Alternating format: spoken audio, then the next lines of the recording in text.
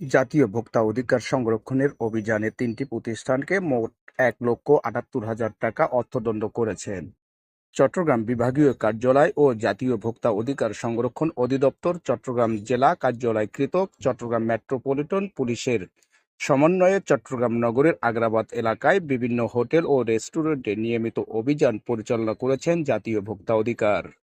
গতকাল ২৯শে এপ্রিল মঙ্গলবার সকালে এই অভিযান পরিচালনা করেন জাতীয় ভোক্তা অধিকার সংরক্ষণ। অভিযান পরিচালনাকালে রিও কফি শপ এ আইসক্রিম বক্সে প্রচুর পরিমাণে জীবিত তেলাপোকা হেঁটে বেড়াচ্ছে এবং মৃত তেলাপোকা আইসক্রিমের সাথে মিশে রয়েছে। এছাড়া মেয়াদ উত্তীর্ণ বিভিন্ন ধরনের জুস ও সিরাপ বিক্রয় করেছেন প্রতিষ্ঠানটি। এই অপরাধে প্রতিষ্ঠানটিকে ১,৫০,০০০ টাকা অর্থদণ্ড করেছেন জাতীয় ভোক্তা অধিকার। এছাড়া অন্য আরেকটি রেস্টুরেন্টে অপরিচ্ছন্নতা পরিবেশে খাদ্যদ্রব্যে তেলাপোকা থাকার কারণে ৮,০০০ টাকা অর্থদণ্ড করেন।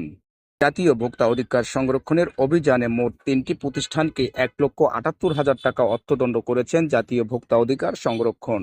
এ সময় অভিযানে উপস্থিত ছিলেন মোহাম্মদ ফয়েজ উল্লাহ উপপরিচালক, রানা দেবনাথ সহকারী পরিচালক, মোহাম্মদ আনিসুর রহমান সহকারী পরিচালক, মাহমুদা আক্তার সহকারী পরিচালক, ক্যামেরা পার্সন মোহাম্মদ আফতাবুজ্জামান। খবর 24 চট্টগ্রাম।